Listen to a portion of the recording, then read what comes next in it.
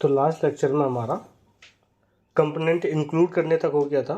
तो अब अगले लेक्चर इस वाले लेक्चर्स में कुछ और नए फीचर्स देखते हैं। इस बार चेक करते हैं हम रेफ्स क्या होते हैं। रेफ्स क्या होते हैं? डोम में जो भी जितने भी एलिमेंट्स हैं उनका रेफरेंस होता है। उसको डिफाइन कैसे करते हैं? लेट्स से हमारे पास एक इनपुट है, टेक्स्ट टाइप का कर लेते हैं और यहाँ पे बस रेफ देना होता है और रेफ का नाम लेट्स से इसका रख देते हैं नेम। ओके, अब अगर जैसे मुझे को इस रेफ को प्रिंट कराना है तो लेट्स से मैं यहाँ पे प्रिंट करा लेता हूँ। रेफ को एक्सेस करने के लिए क्या होता है हमारे पास? This dot dollar. ये यहाँ पे जितने भी हमारे रेफरेंसेस होते हैं पर्टिकुलर इस कंपोनेंट के, वो सब एक्सेस कर सकते हैं। लेट्स से यहाँ पे क्या हमारा नेम। अगर मैं इसको एक्सेस करूँ, अगर मैं यहाँ पे क्लिक करता हूँ, सी ये आ गया।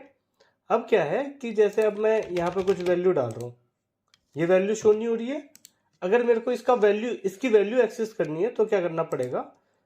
ये अगर टाइप स्क्रिप्ट में कर रहे हैं आप तो आपको कन्वर्ट करना पड़ेगा, कास्टिंग करनी पड़ेगी इसकी। लेट्स से ये क्या है हमारा फॉर्म एलिमेंट है, ठीक है। तो HTML फॉर्म एलिमेंट में कास्ट कर दिया हमने। अब इसके बाद मैं इसकी वैल्यू भी एक्सेस कर सकता हूं मैं डायरेक्टली। अगर मैं यहाँ पे टाइप करूं हेलो एंड देन क्लिक करता हूं तो मेरे को यहाँ पे इसके रेफरेंस से जो इसके अंदर की वैल्यू है वो मिल गई। अब यहाँ पे हम चाहे तो इसके HTML में कुछ कंटेंट डाल भी सकते हैं, कुछ जैसे कि अब लेट्स से अब हम क्या करते हैं, इसके वैल्यू को चेंज करके देखते हैं एक बार। वैल्यू इक्वल्स टू 404 डेवलपर, ठीक है। अब लेट्स से मैं यहाँ कर देता हूँ हेलो और जैसे ही क्लिक करूँगा 404 डेवलपर, इसका जो वैल्यू है हमने इसको पर्टिकुलर डोम से इसको एक्सेस कर लिया है, ठीक है। तो अब आगे देखते हैं हम कुछ नए फीचर्स की बात करते हैं। लेट्स से अब क्या करते हैं, एक कंपोनेंट बनाते हैं और हम प्रोब्स की बात करेंगे उसके ऊपर। ये मैंने CSS लिख के रखा हुआ है मॉडल का। अब मैं यहाँ पे वो मॉडल डाल देता हूँ।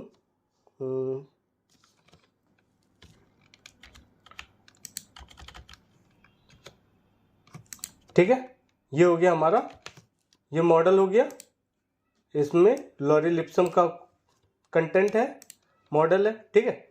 अब यहाँ पे क्या हुआ, अब यहाँ पे जैसे ही, क्योंकि ये मॉडल हमने इंक्लूड किया हुआ था, ये पर्टिकुलर कंपोनेंट जो ये हेलो कंपोनेंट बनाया है हमने, वो इसमें हमने यहाँ पे इंक्लूड किया हुआ, इसलिए ये डायरेक्ट पॉपअप हो गया। अब क्या है कि अगर मेरे को इसमें डेटा पास करना है किसी भी कंपोनेंट में तो हम प्रोब्स का यूज़ करते हैं। चलो चेक करते हैं। अब मैं डालता हूँ इस प्रोब्स कैसे पास किए जाते हैं, कोलन इस let's say active equals to false, ठीक है। ये मिल गया हमें। या फिर लेट्स से टाइटल भेज देते हैं, टाइटल यहाँ पर दे देते हैं हेलो टाइटल। अच्छा, यहाँ पे हमें स्ट्रिंग पास करनी है ना, तो स्ट्रिंग यहाँ पे ये हमने एक स्ट्रिंग पास कर दी हेलो। अब इसको एक्सेप्ट करने के लिए हमें यहाँ पे क्या बनाना पड़ेगा, प्रोब्स। तो यहाँ पे हम प्रोब्स बनाते हैं जो कि एक एरे में रहता है। हमने उसका क्या नाम दिया था, टाइटल। तो यहाँ पे हम बना देते हैं टाइटल, ठीक है। अब इस टाइटल को, ये हमें उस कंपोनेंट से डेटा मिला है और इस कंपोनेंट में, यहाँ पे इस टाइटल को प्रिंट करा देते हैं। नाउ लेट्स सी, हेलो आ गया। अगर मैं यहाँ पे, अब यहाँ पे आप चाहो तो यहाँ पे कोई वेरिएबल भी बना सकते हैं। लेट्स से एक यहाँ पे वैल्यू बनाते हैं, ये हमारे पास नेम ही है। इस नेम को अगर मेरे को पास करना हो तो यहाँ पे ये डायरेक्ट यहाँ से इसको हटाते हैं, यहाँ से ये नेम मैंने पास कर दिया सी फर्स्ट CLI एप्लीकेशन। ये तो हो गया हमारा प्रोब्स का। अब अगर हमें ये तो ये हमारा पेरेंट कंपोनेंट हो गया, ये हमारा चाइल्ड कंपोनेंट था। अब अगर हमें चाइल्ड कंपोनेंट से कुछ डेटा वापस लेना है तो मतलब चाइल्ड टू पेरेंट कंपोनेंट के बीच में कम्युनिकेशन कराना है, तो उसके लिए यूज करते हैं हम कस्टम इवेंट्स का। तो अच्छा, इससे पहले एक काम और कर लेते हैं। अच्छा हाँ, ये चीज़ भी बताना था मुझे कि ये जो CSS है ना, यहाँ पे जो आप CSS देख रहे हैं, ये सारे स्कोप्ड होते हैं। लेट्स से जैसे अभी मेरे पास ये है, ये H1 टैग है, ठीक है। H1 को अगर मैं देखूँ यहाँ पे, तो ये वाला H1 और इसके पीछे जो H1 है वो दोनों सेम है। और लेट्स से उसको विजिबल कर लेते हैं। यहाँ पे एक H1 सबसे टॉप पे एक H1 कर देते हैं,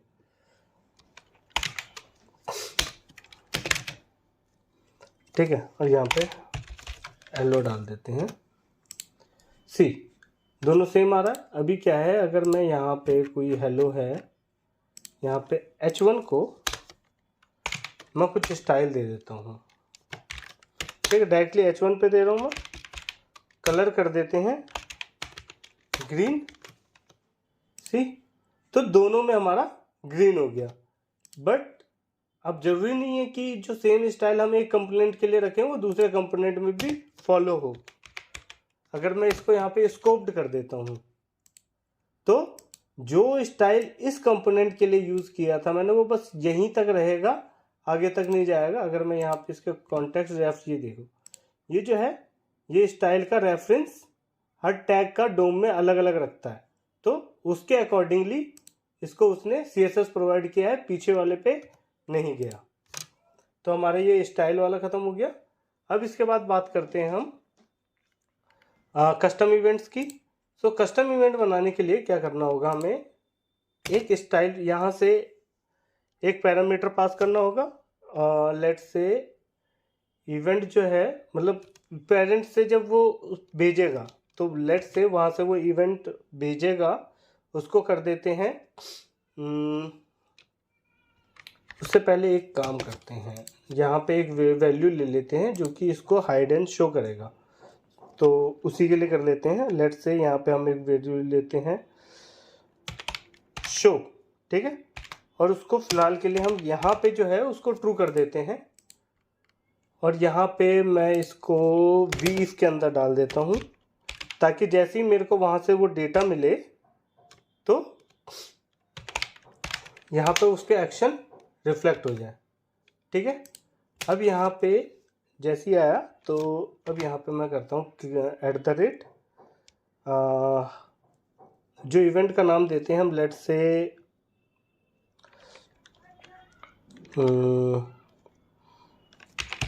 क्लोज, ठीक है।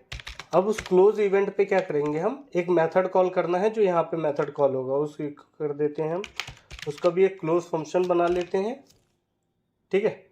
अब ये क्लोज फंक्शन डिफाइन नहीं है, तो पहले इस मेथड को डिफाइन कर लेते हैं।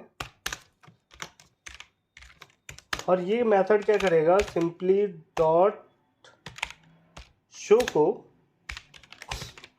फॉल्स कर देगा, ठीक है।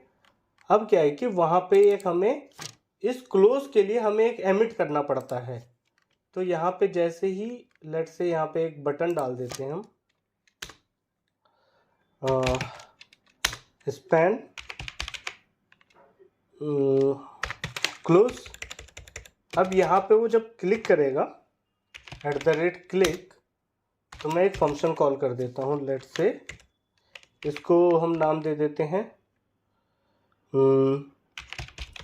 क्लोज मॉडल, ठीक है। अब ये जो क्लोज मॉडल है, इसको हमें यहाँ पे डिफाइन करना होगा मेथड्स के अंदर पहले। तो हमारा क्या होता है, मेथड्स कोलन, इसके अंदर अब हम मेथड्स बनाएंगे पहला ये। अब जैसे ही ये आता है, तो इसके लिए हमें क्या करना पड़ता है, हमें एमिट करना होगा दिस डॉट $एमिट। अब एमिट करना है क्या, कौन सा इवेंट एमिट करना है, तो हमें लेट्स से क्लोज इवेंट। अब जो भी हमें यहाँ पे इवेंट ट्रिगर करना होता है, उसे भेजना होता है, और फिर उसके बाद उसमें जो भी हमें पैरामीटर चाहिए होगा हमें वो भेजना पड़ता है। तो अब इसमें जो है ये जो हमारा दिस है एक्चुअली में यहाँ ये हम टाइप स्क्रिप्ट यूज़ कर रहे हैं, तो इसको पहले हमें एनी में कास्ट करना पड़ेगा। सो नॉट दिस विल, ये कोई एरर नहीं देगा। अब इसमें देखते हैं यहाँ पे रिफ्रेश, ठीक है, ये हमारा आ गया। अच्छा, हमारा क्लोज बटन नहीं आ रहा है, सो इस क्लोज को जो है हम मॉडल के अंदर डाल देते हैं, मॉडल कंटेंट के अंदर, ये आ गया। अब फिर जैसे ही मैं इस पर क्लिक करूँगा तो ये ऐड हो गया। एक काम करते हैं, एक बटन बनाते हैं जो इसमें इसको शो भी कर देगा। सो यहाँ पे इस बटन के क्लिक पे ही इसको शो भी करा देते हैं। सो दिस डॉट, इसको हम यहाँ पे इसको ट्रू करा देते हैं। तो जैसे ही मैं क्लिक करूँगा ये, सो देख रहे हैं क्या हो रहा है कि मैं जैसे इस पर क्लिक करता हूँ तो इस शो ट्रू हो जाता है, ये आ गया। जैसे इस पर क्लिक करता हूँ तो फॉल्स आ गया। तो ये एक तरीका होता है जब हम प्रोब्स होता है हमारा, ये जो प्रोब्स है, जब हमें कोई डेटा, कोई information parent to child transfer करना है तो हम प्रोब्स का यूज़ करते हैं, और अगर हमें कोई information child to parent transfer करना होता है तो हम कस्टम इवेंट्स बनाते हैं। और कस्टम इवेंट्स कैसे बनेंगे? इस इमिट के थ्रू। और अगर हमें कोई डेटा पास करना है, लेट्स से इसमें हमें डेटा पास भी करना था, यहाँ पे डाल दे, एक वेरिएबल ले लेते हैं AB, ठीक है, जो कि है एक स्ट्रिंग टाइप का।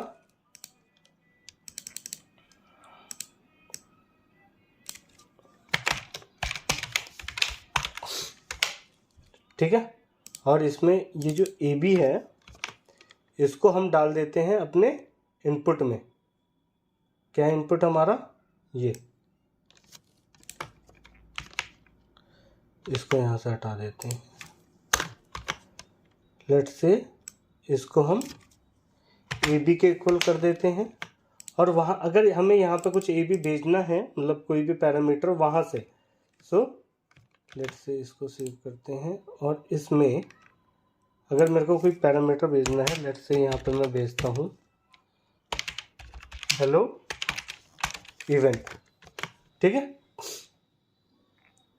तो अब लेट्स सी, इसको जैसे ही मैं क्लोज करूँगा, यहाँ पे हेलो इवेंट आ गया, मतलब कि हमारा सक्सेसफुली वर्क कर रहा है कि यहाँ से हम चाइल्ड से पेरेंट पे एक तो कॉल कर पा रहे हैं, और उसके साथ जो डेटा भेजना है वो डेटा भी हम लोग भेज पा रहे हैं।